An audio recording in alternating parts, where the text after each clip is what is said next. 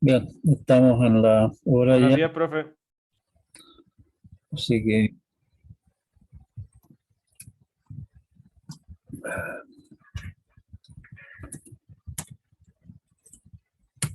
la página 1. ¿Se ve bien la pantalla ahí? Eh, no totalmente, pero sí. Está tapando el chat, supongo. Ahí sí, Ahí sí, y hay una a la izquierda. a la izquierda. A la izquierda, no veo nada yo aquí. Ah, esta estupidez aquí seguramente. Ahí sí, Yo por lo menos sigo viendo un recuadro negro, justo como en el principio de... arriba, No, a la izquierda. a la izquierda. Yo aquí no veo En nada. la parte de asintóticas a la izquierda al principio.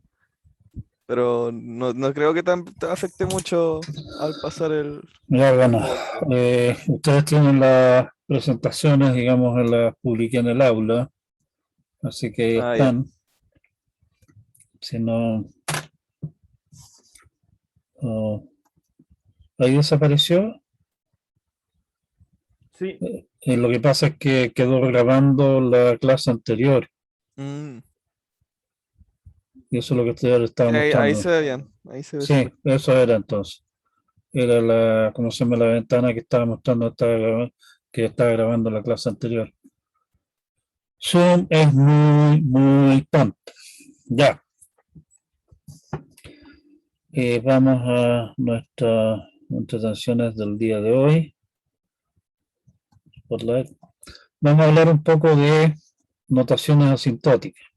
En realidad deberíamos llamarlo así, no asintóticas, o sea, vamos a hablar un poco de qué se trata, para qué usamos esta cosa, cuál es la razón de enredarse con esta clase de diversiones. Vamos a definir las notaciones que nosotros vamos a utilizar. Vamos a hacer algunos ejemplos, vamos a jugar un poco con algunas fórmulas y algunas, algunas reglas de simplificación de esta clase de expresiones. Cuando estamos haciendo cálculos, en general nos interesa obtener aproximaciones precisas a los valores que andamos buscando. O sea, bueno, eso precisamente. Cuando evaluamos algoritmos, nos interesa dar alguna clase de estimación del uso de recursos, tiempo, memoria, cuánto tráfico de red, o qué sé yo, la cantidad que a mí me interesa medir, digamos, como efecto de el funcionamiento del algoritmo en términos de alguna clase de medida del tamaño del problema. En las aplicaciones anteriores, o sea, si que nosotros tenemos algún algoritmo, algún método para aproximar algún valor, por ejemplo, ustedes deben conocer la serie de Taylor, por ejemplo, para calcular, para aproximar valores de funciones y cosas por el estilo. En realidad, si estamos hablando del error que estamos cometiendo al usar la serie de Taylor, qué sé yo, para la exponencial y truncar la serie después del, qué sé yo, el cuarto término, obviamente nos interesa saber qué error estamos cometiendo al hacer eso. El problema es que si nosotros tuviéramos alguna fórmula simple y nos dijera cuál es el error, todo el ejercicio de estar planteando series de Taylor y cosas por el estilo no tiene ninguna clase de sentido, porque en realidad sería obvio que usar eso y se acabó el negocio. Nos interesa alguna clase de estimación, alguna cota razonablemente simple, no sacamos nada con tener una cota que es una fórmula horrorosamente complicada, que sea suficientemente precisa para lo que nosotros nos interesa decir en el momento. herramienta fundamental para poder expresar esta clase de cosas en forma clara y precisa y sin complicaciones en el fondo, son lo que se conocen como estimaciones asintóticas.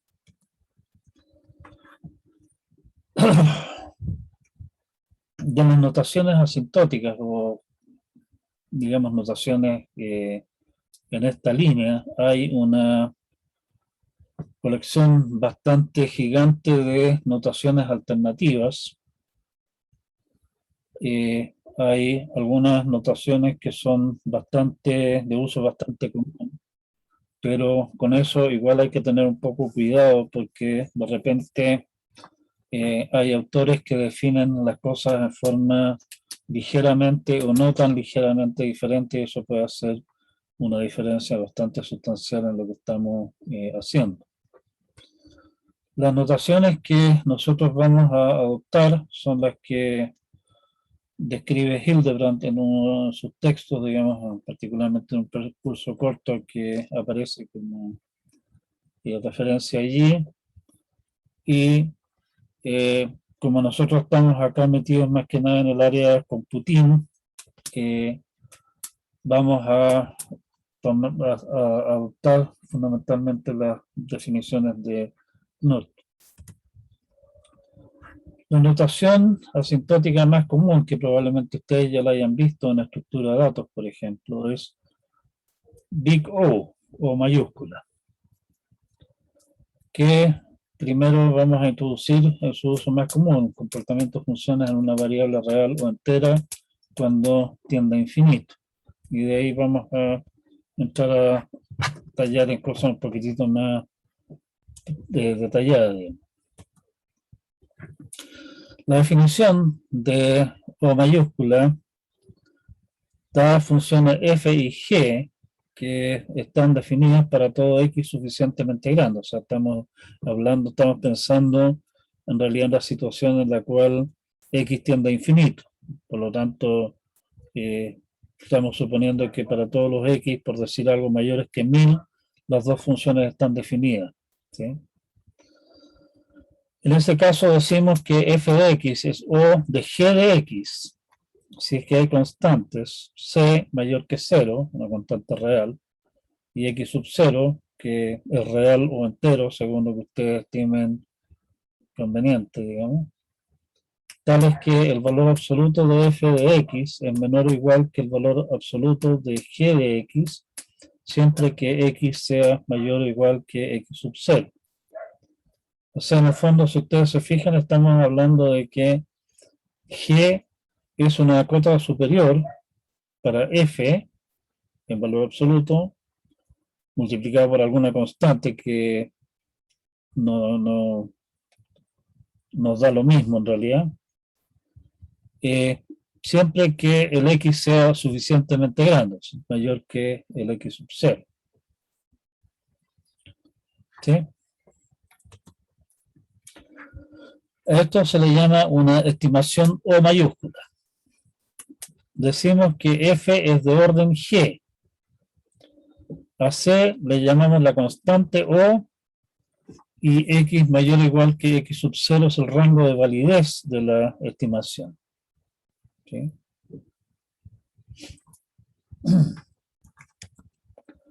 Si se indica un rango, o sea, de repente nosotros vamos a decir f de x es O de g de x siempre que x sea mayor que 5, por decir algo.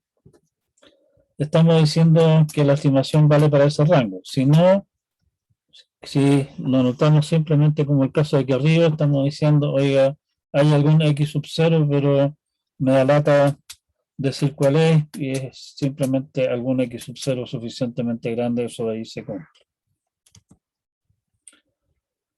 Si es que resulta que el c o el x sub 0 dependen de algún parámetro alfa, vamos a decir O sub alfa de, qué sé yo, ¿sí?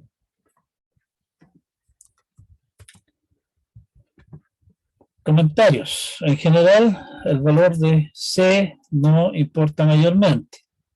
O sea, lo único que estamos diciendo es que el cuento crece algo así como, o más bien, estamos diciendo si digo, por ejemplo, que f de x es O de x cubo, estoy diciendo que f de x crece a lo más como x cubo por alguna constante, donde no estoy especificando la constante, ¿sí? En muchos casos, lo único que nos interesa es que haya alguna constante. El valor exacto de la constante nos interesa un pepino.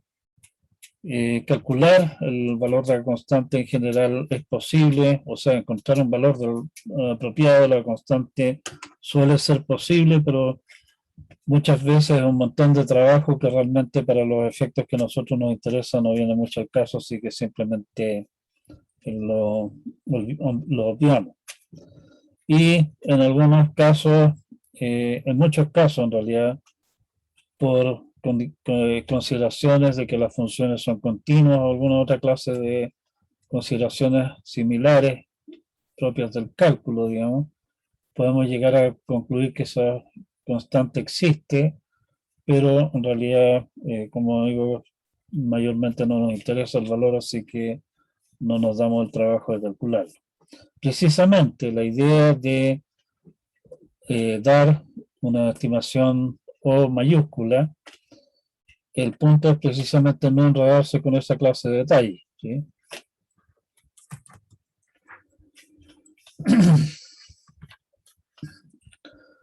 El punto de esta notación y las otras similares que vamos a discutir después es decir que para algunos valores, digamos, que no me interesa particularmente detallarlos, se cumple la desigualdad que estamos indicando, nada más que eso.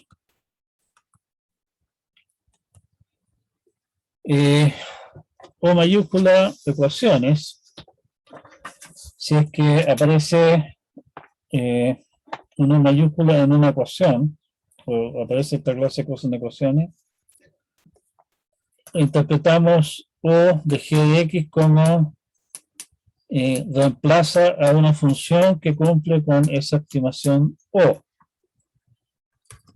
Por ejemplo, ln de 1 más x es x más O de x cuadrado, y estamos diciendo ahí en particular que el valor absoluto de x es menor o igual a un medio, o sea, para ese rango de x vale esa estimación.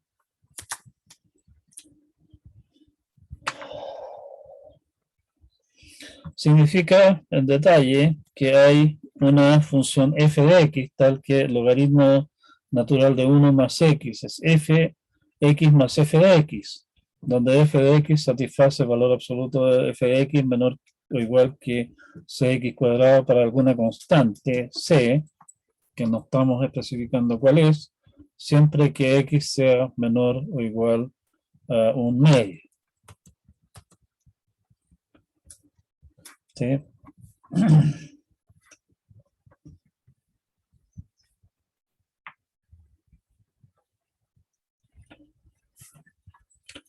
La igualdad, en realidad, cuando decimos f de x es O de g de x, es una notación que resulta cómoda y es efectiva, pero en realidad, si ustedes lo piensan, es incorrecto, ¿sí?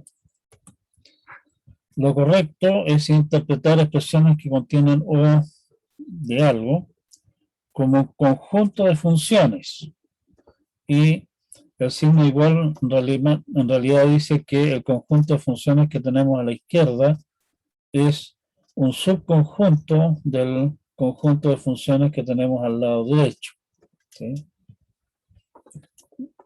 O sea, una situación como esta de acá, aquí estoy diciendo que en realidad que la función esta pertenece al conjunto de funciones que cumplen con esta condición de acá, ¿sí?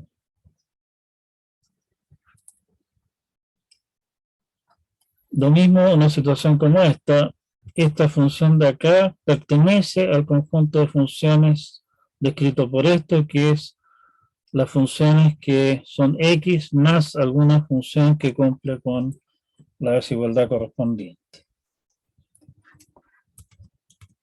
¿Sí?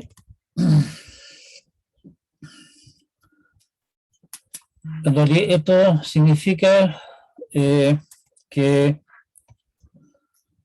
la notación de igualdad es sumamente cómoda, la usa todo el mundo, pero es errada, ¿sí?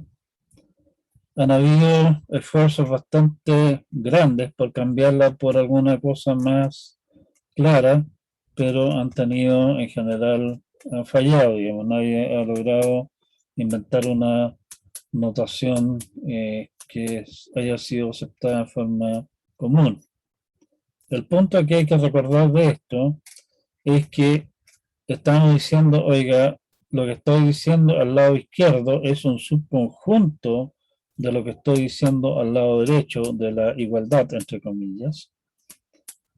Como es un subconjunto, es un caso particular, o sea, es más preciso, es más restringido, probablemente que lo que hay al lado derecho. No quiere decir que sean iguales, o sea, estamos en realidad hablando de más bien una relación de subconjunto de. La igualdad que se define así ni siquiera es una relación de equivalencia. Es reflexiva y transitiva, pero no es simétrica. Y ahí les queda a ustedes como entretención demostrar que esta igualdad es reflexiva y es transitiva, pero no es simétrica. Por ejemplo, de x es igual a o de x cuadrado, que ustedes fácilmente podrán verificar de que eso es cierto para todos los x's. De ninguna manera podemos concluir que x cuadrado es o de x, ¿sí?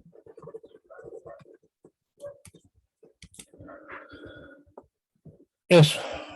Entonces, advertencia, cuando estamos escribiendo ecuaciones, entre comillas, que incluyen notaciones asintóticas, a cualquiera de los dos lados del signo de igualdad, hay que tomar las cosas con un poquitito de cuidado y la manera, digamos, la regla general es que lo que aparece al lado izquierdo es una versión más precisa, posiblemente, de lo que aparece al lado derecho.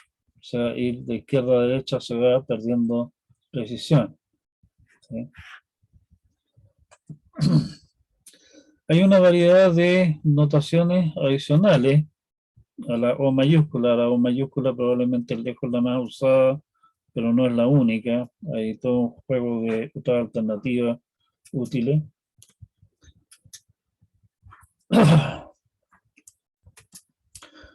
La siguiente, que tiene algún uso, f de x es omega mayúscula de g de x. Hay un c mayor o igual que 0, tal que g de x, f de x es mayor o igual que c veces g de x. O sea, básicamente estamos diciendo que f de x crece al menos tan rápidamente como g en este caso, posiblemente multiplicado por una constante, ¿sí? Donde O mayúscula dice crece a lo más tan rápido como G, aquí estamos diciendo crece al menos tan rápido como G. Y eso se dice en castellano, digamos, en texto se dice que F es de orden al menos G de X. Otra notación útil es F de X es teta de G de X. Y teta mayúscula de G de X significa que F de X es O de G de X y además F de X es omega de G de X. En ese caso se dice que F de X es el mismo orden que G de X, ¿sí?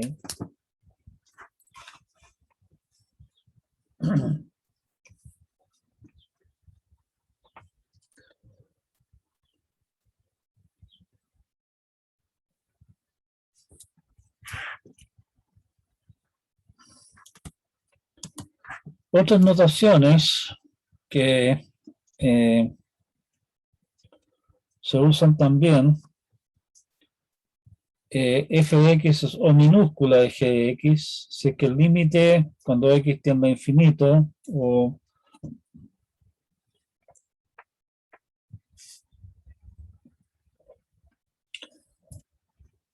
ahí estamos considerando caso de x tiende a infinito, también es común el caso de que x tienda a algún valor fijo, digamos. El límite de f de x partido por g de x es 0.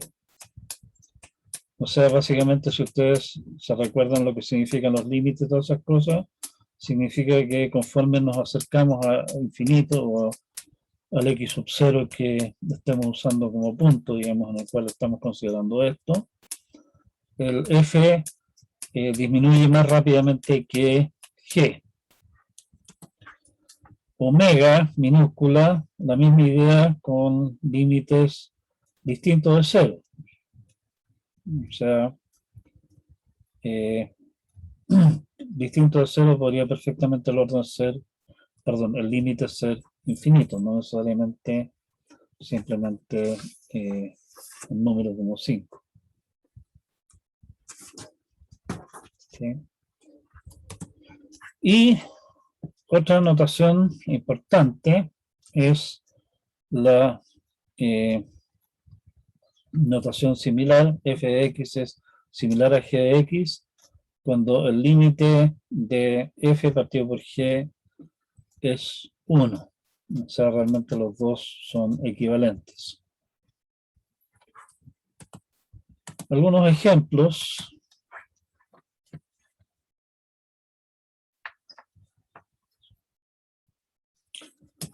X es O de E a la X.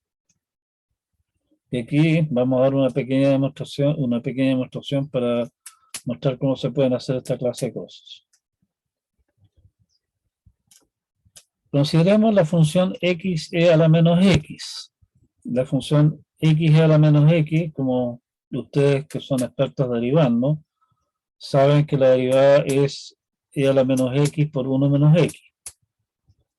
Y esa derivada es negativa para x mayor que 1 y es positiva para x menor que 1. Y 0 únicamente para x igual a 1. O sea, x e a la menos x tiene un máximo en x igual a 1. ¿Sí? Con lo que para todo x que pertenece a R y todo c que sea mayor que e a la menos 1 es x menor o igual que c a la e menor o igual que c e a la x. ¿Sí? Y adornan todo este cuento con valores absolutos para x mayor que 0 y estamos. ¿Sí?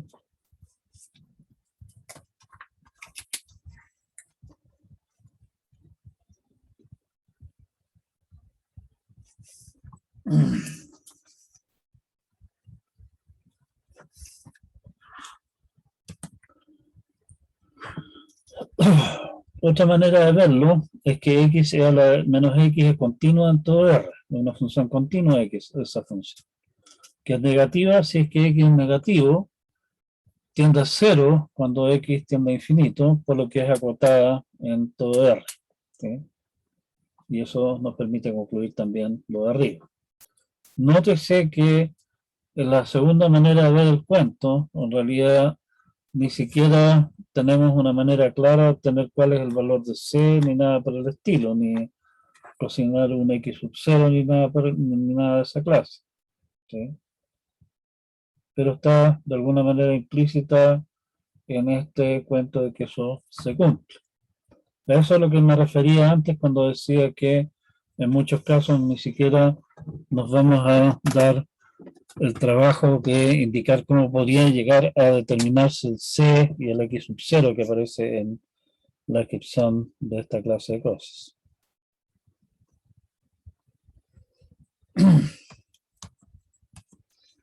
Profesor, disculpe, no me quedó Dígame. muy claro cómo se obtuvo el valor de C en la primera demostración.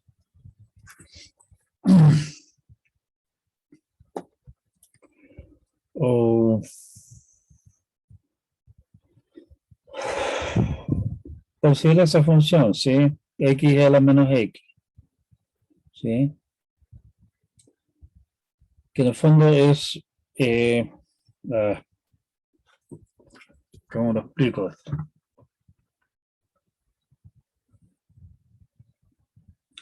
O sea, x partido por y a la menos x, como dice abajo, es continua en para todos los valores de R, ¿sí? O sea, no es que esa cosa se dispare en algún punto ni nada. Para todos los valores de x, esa cosa tiene un valor definido, no es infinito, ¿sí?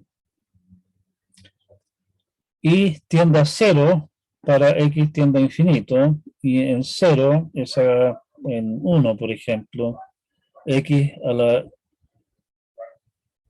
por y a la menos x es 1 por y a la menos 1, o sea, 1 partido por e, ¿sí? Esa cosa está acotada. Por lo tanto, el e a la x, en el fondo, crece más rápido, o al menos no crece más lento, que x cuando x aumenta. Eso es lo que está diciendo, ¿sí? No sé si se ve.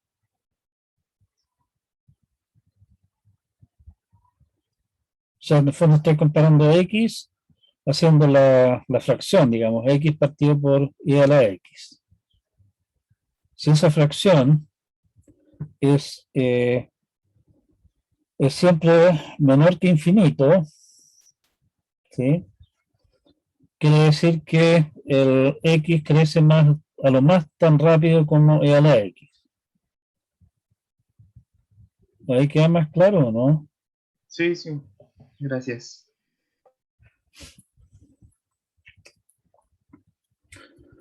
Bien, otra más, y aquí un poco estamos justificando lo que hemos dicho antes nosotros respecto al logaritmo, claro, un poco más precisa.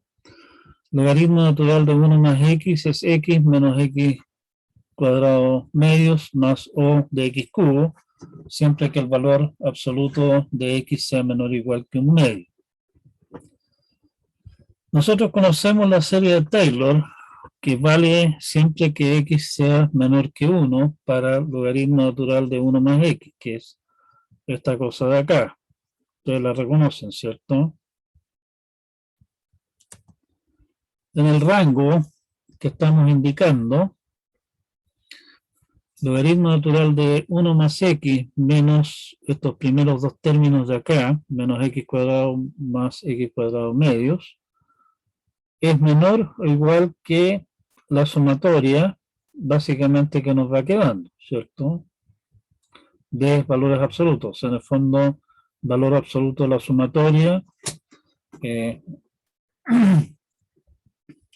si la sumatoria converge, digamos, converge absolutamente, en realidad en este caso converge absolutamente dentro del radio de convergencia de la serie, puedo en el fondo meter los valores absolutos adentro y me queda que es menor o igual que esto. Esta serie de acá para x mayor que 0 es una serie alternante, y esta de acá son puros términos positivos. Los términos positivos son todos mayores o iguales que los términos mayores, positivo y negativo de la otra serie correspondiente, y por lo tanto vale esta cota. Ahora bien, de aquí yo puedo sacar el x cubo, valor absoluto para afuera, y sumar para mayores que 0, en cuyo caso me queda un tercio más x, valor absoluto de x, cuarto más valor absoluto de x quinto, o sea, valor absoluto de x cuadrado quinto, y así sucesivamente. Esos términos, los divididos por n, definitivamente son menores que un tercio cada uno de ellos, ¿sí? Y me queda entonces que esta expresión de acá es menor que esto de aquí, estrictamente menor, porque estoy acotando estos n es por un tercio, por 3. Pero esto de acá, como estamos suponiendo que el valor absoluto de x es menor o igual que un medio, es menor o igual que la serie, o sea, esta es una serie geométrica. Y los términos de esto de acá están a su vez acotados como son todos menores, el x valor absoluto es menor que un medio, están acotados por un medio a la n, cada uno de estos términos. ¿Sí? Por lo tanto, esto de aquí, dentro de este rango, es menor o igual que esto. Pero esto de acá es una serie geométrica que suma 2. Y por lo tanto, llegamos a la conclusión de que en este rango, esto de acá, el valor absoluto de esto de acá, es menor que 2/3 valor absoluto de x cubo. Y con eso hemos entonces demostrado que esto de acá, esta expresión de aquí, esto menos esto de acá, es O de x cubo dentro de este rango. Y eso lo podemos escribir como está descrito aquí. ¿Se entiende la demostración esta? Sí, sí, sí. La cacho. Gracias, por lo menos uno que nos responde. Si no, quedo con la idea de que nadie entendió nada.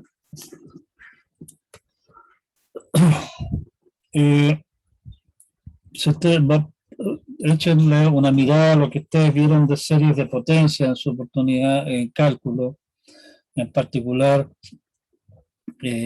¿cómo se llama? La forma del residuo de la serie, ¿sí? Que en el fondo lo que hay allí viene a ser una manera un poco más detallística y más engorrosa que decir las cosas que estamos diciendo nosotros acá. Algunas fórmulas útiles, la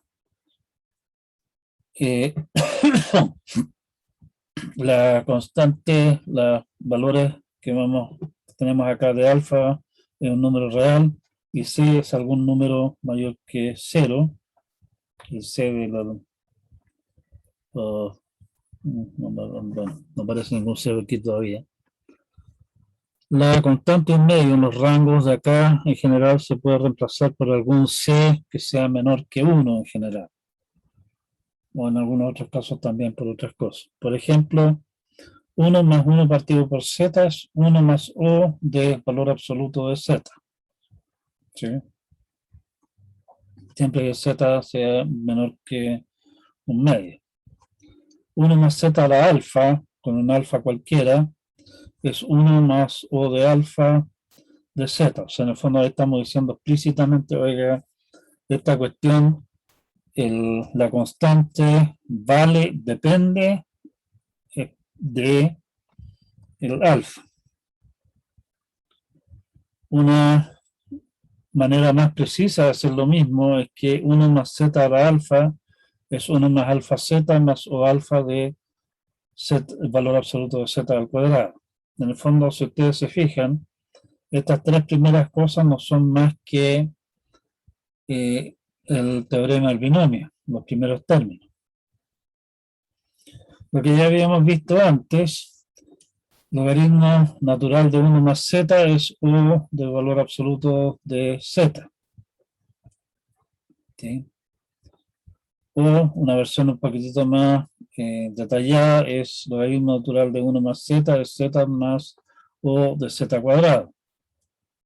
O lo que habíamos visto nosotros recién, extiéndalo un término más, quedamos con lo que habíamos demostrado recién. Acá entra así el C mayúscula que habíamos hablado antes, y a la Z es 1 más O C de Z. O sea, dependiendo del rango que nosotros nos estemos dando para el Z, es la constante de la constante O mayúscula. ¿Sí? y las otras son simplemente extender la serie un par de términos más. Algunas propiedades útiles de tener presente, perdón, ando con hipo más encima. Algunas propiedades que nos permiten simplificar expresiones donde aparecen esta clase de cosas. Si C es una constante positiva y tenemos que f de x es O de C g de x, es lo mismo que decir que f de x es O de g de x. En el fondo, si ustedes van a la definición, el poner una constante allí multiplicando el g no es ningún aporte, digamos, porque podemos absorberlo dentro de la constante que dice la definición. Para algún c constante y g de x es O de h de x, podemos decir que f de x es igual a c de g de x más O de h de x, es equivalente a decir que f de x es O de h de x. O sea, básicamente sumar dos cosas que son O de h de x, que es esto de acá, por lo de arriba, y esto de acá, eso es simplemente uno solo. Una propiedad que sería bueno que ustedes se dieran el trabajo de mostrar, que si f de x es O de g de x y g de x a su vez es O de h de x, entonces f de x es O de h de x. Sumas y productos. Si f de x es O de g de f1 es O g1 y f2 es O g2, entonces sumar esas dos cosas es O de la suma de los valores absolutos, y ahí probablemente ustedes pueden hacer simplificaciones dentro del O mayúscula, y de la misma manera el producto de F1 y F2 es O del producto, ¿sí? O sea, uno puede manipular estas cosas como si estuvieras jugando con polinomios, por ejemplo. Diferencias. Con diferencias hay que tener cuidado.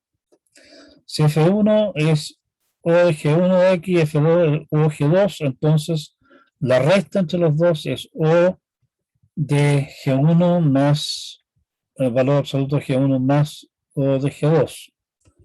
Los términos O punto nunca se cancelan.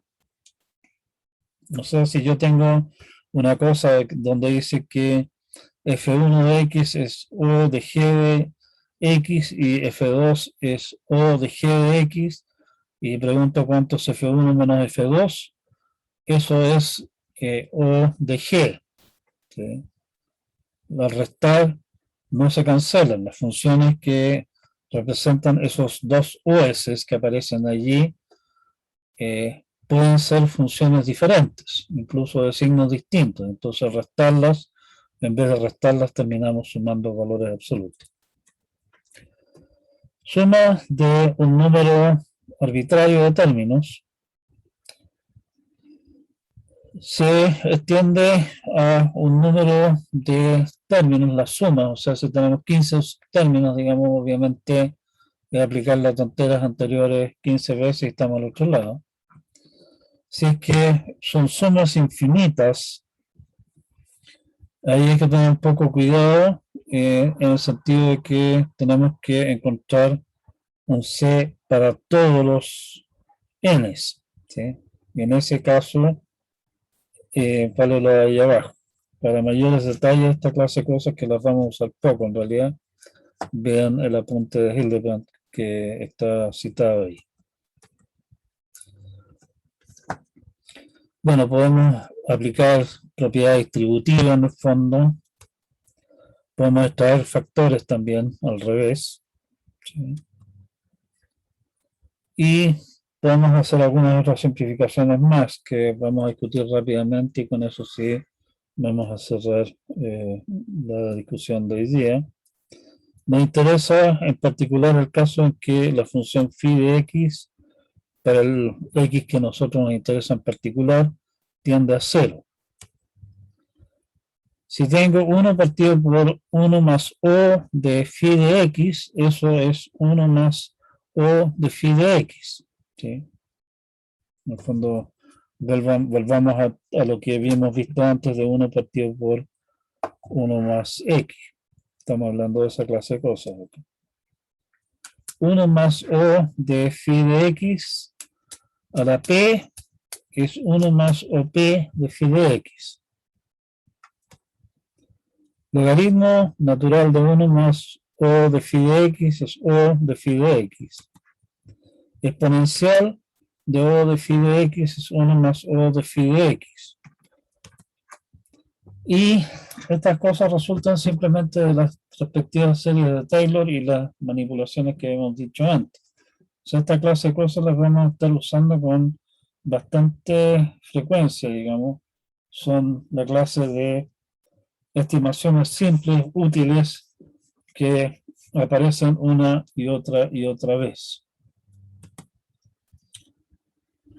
Algunos trucos para manipular esta clase de cosas, como es tradicional, si es que nos tiran alguna clase de queso que está lleno de productos y potencias, de repente un logaritmo transforma los productos y las potencias en sumas y multiplicación por constantes o cosas por el estilo que son más fáciles de manipular. Y una vez que hayamos manoseado todo el cuento, para volver atrás, volvemos a exponenciar, utilizando obviamente las fórmulas que habíamos visto antes para expresar esas cosas en forma asintótica. Otro truco que suele ser útil si es que necesitamos estimar el valor de alguna expresión fea, digamos, es ver de factorizarla en el factor más importante y el resto y estimar lo que quede. ¿Sí? Vamos a ver algunos ejemplos de esa clase de cosas en lo que viene después. No quiero detenerme en hacer ejemplos de esto ahora. Un par de estimaciones que resultan bastante útiles a pesar de ser tremendamente sencillas. Tiene que ver con el estimar sumas, que es algo que vamos a tener que hacer con cierta regularidad en lo que pasa en el RAM. Si tengo una suma de términos, una cota superior para esa suma de términos es simplemente decir, son 15 términos, el término mayor de todos es este, entonces esta suma es a lo más 15 veces el valor del término mayor. ¿Sí? Y por el otro lado, como una cota inferior, la súper tonta idea de decir, esto es una suma de 15 términos, el término mayor es este, son todos términos positivos, así que la suma vale a lo menos el valor del mayor término. También resulta ser una cota que resulta bastante útil, a pesar de ser bastante simple.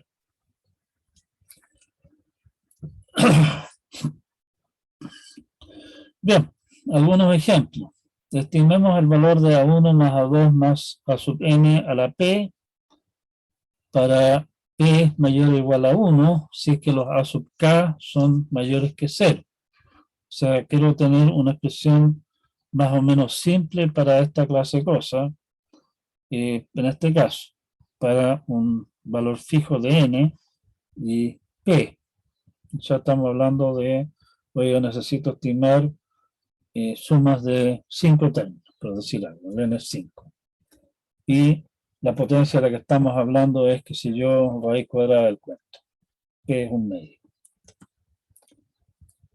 Resulta que A1 más A2 más A sub n a la P es teta de A1 a la P, bla, bla, bla, bla, bla, hasta A sub n a la P. Lo cual en realidad, si ustedes lo miran, es bastante sorprendente y sorpresivo. queremos demostrar un teta mayúscula. Y un teta mayúscula, si ustedes recuerdan la definición, es que es tanto una cota inferior como una cota superior. Así que tenemos que demostrar tanto un O mayúscula y un teta mayúscula. Perdón, un omega mayúscula. Para la cota superior, tenemos que la sumatoria de 1 menor o igual a K, menor o igual a N, A sub K a la P, es menor o igual, por la cota que nosotros habíamos dicho antes, la sumatoria es menor o igual que N veces el máximo de los A sub K.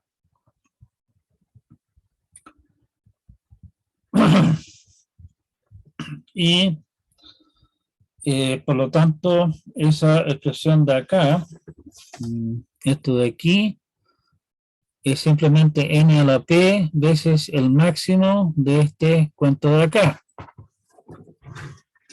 ¿Okay? Y el máximo de los A sub k, a su vez, es menor o igual que la suma de los A sub k. ¿Qué es esto?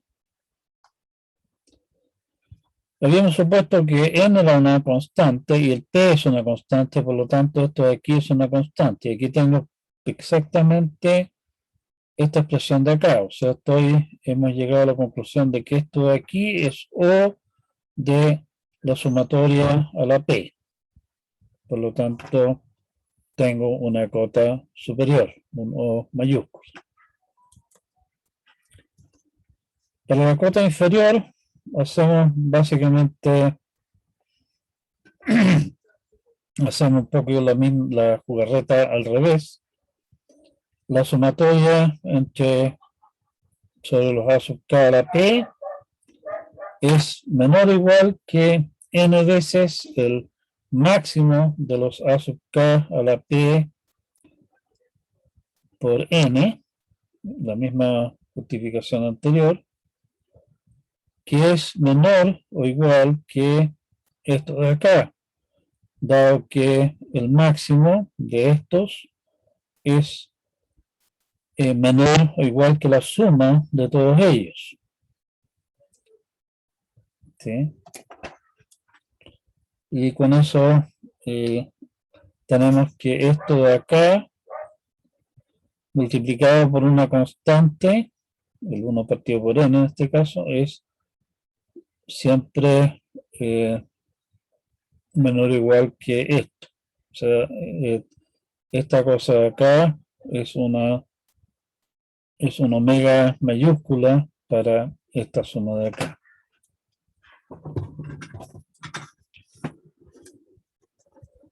Profesor, ahí no tiene que ir el símbolo al revés, del mayor o igual a para el otro lado. ¿A dónde? Esto está bien, ¿cierto? Sí, porque se supone que la cota inferior. Una cota inferior, ¿cierto? Y esto Sí, de aquí también es una cota inferior. Sí. ¿Sí? Y por lo tanto, tenemos que esto de acá, o sea, esto es menor que, o sea, esto multiplicado por 1 partido por n es siempre menor que esto, que es esto de acá. Sí, por alguna razón aquí se cortó parte del cuento, digamos. Y, voy a tener que dividir esta lámina en dos, por lo menos. ¿Sí? ¿Pero se entiende lo que está pasando acá? Estoy demostrando que esta suma de acá es menor que esta constante veces esta cosa. Y estoy demostrando que esto es a su vez mayor que una constante veces esta cosa. y con eso tengo cotas inferiores y superiores, digamos, de este tipo, y por lo tanto puedo concluir teta. ¿Sí? ¿Estamos o no? Profe, ¿por qué la última sumatoria parte desde el 0 y no desde el 1? Se le llama discerebria. Gracias por notar. Debería ser un 1 en realidad. Como les comenté antes, estas transparencias, algunas de estas transparencias por lo menos son resultado de los escritos para el semestre pasado y tienen errores. O sea, por eso les pido ayuda en corregirlas. Ya lo entendí, gracias, profe. ¿Entendió? Ya, gracias. Veamos cómo se comporta la función f de x igual raíz de x cuadrado más 1 cuando x tiende a infinito. ¿Sí? Queremos dar una cota asintótica para esta clase de cosas. Cuando como x es mayor que 0, raíz de x cuadrado es x simplemente. Bajo la raíz, si el x es grande, obviamente el x cuadrado es mucho más importante que el 1 y esperamos que f de x sea cercano a raíz de x cuadrado, o sea, x. La pregunta en el fondo es, ¿qué tan cercano? ¿Sí? Partimos con esto y aquí entramos con el cuento que les había dicho de el factor principal. Factorizamos a lo bruto, digamos, por x cuadrado bajo la raíz, porque el x cuadrado, por lo que habíamos dicho antes, es la parte más significativa de toda esta historia. Por lo tanto, me queda que eso es raíz de x cuadrado por 1 más x a la menos 2. Sabemos que raíz de x cuadrado, como x es mayor que 0, es simplemente x, y me queda raíz de 1 más x a la menos 2. Y por lo que habíamos dicho nosotros antes, 1 más x a la menos 2 es a la 1 medio. Lo que habíamos dicho sobre potencia, eso es 1 más o de x a la menos 2. ¿Sí? En el fondo lo que estamos diciendo es que el error que estamos cometiendo al aproximar f de x por simplemente x es un factor que disminuye muy rápidamente, o de x a la menos 2, conforme x crece.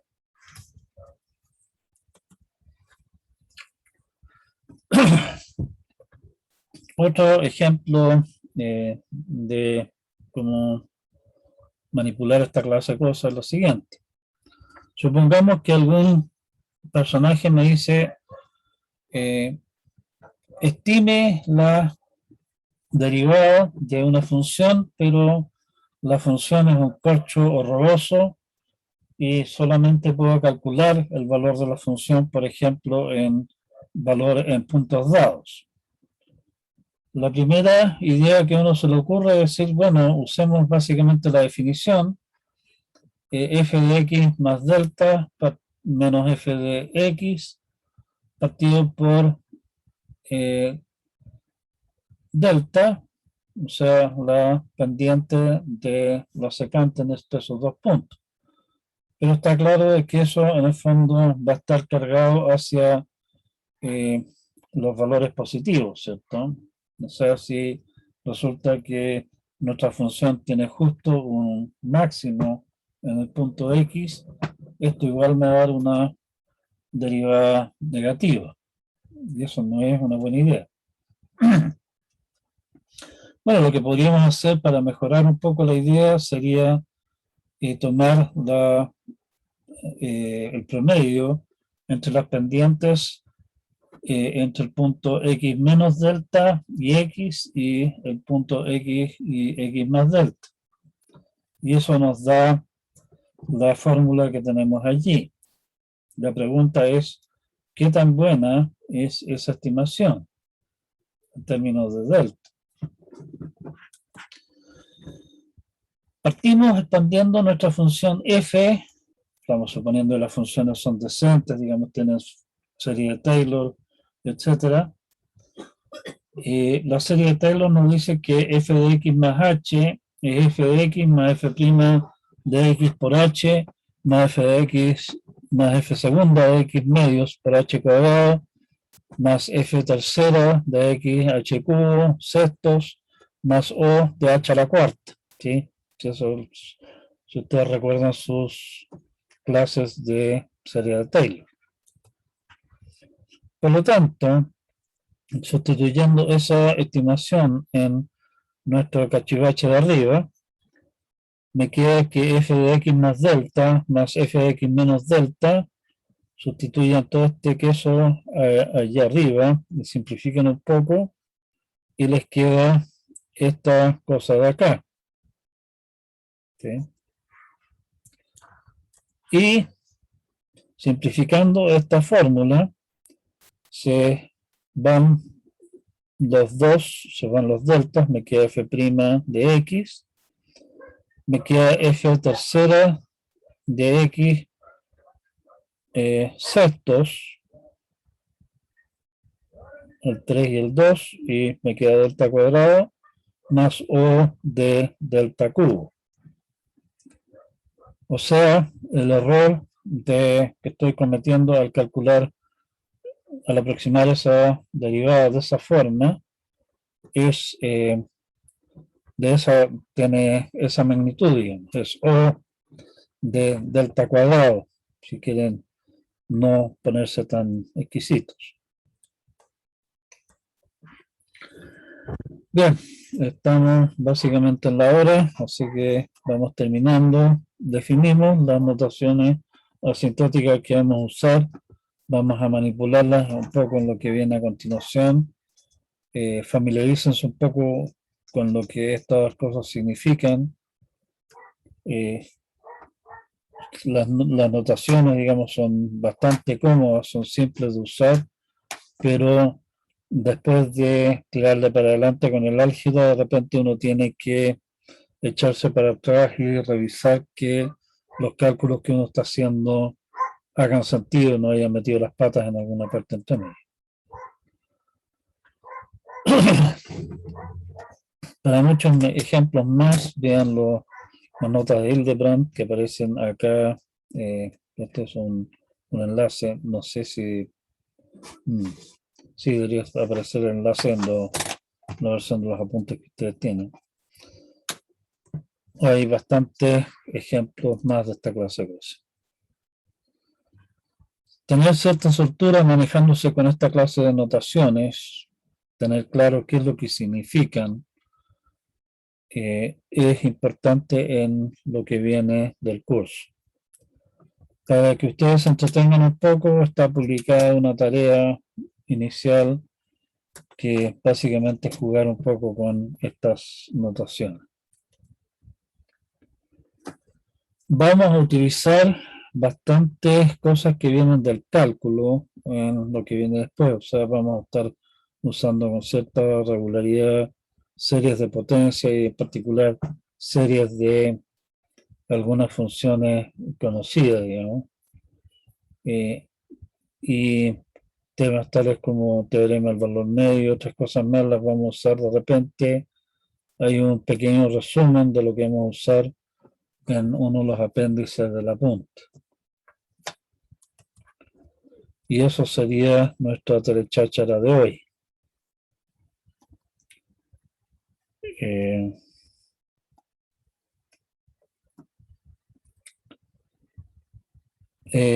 Preguntan si hay Discord. Probablemente va a haber. No he conversado todavía, no me he puesto en contacto con los ayudantes aún. Así que eso lo tengo pendiente de ver con ellos y inscribirlos en el curso y toda la historia.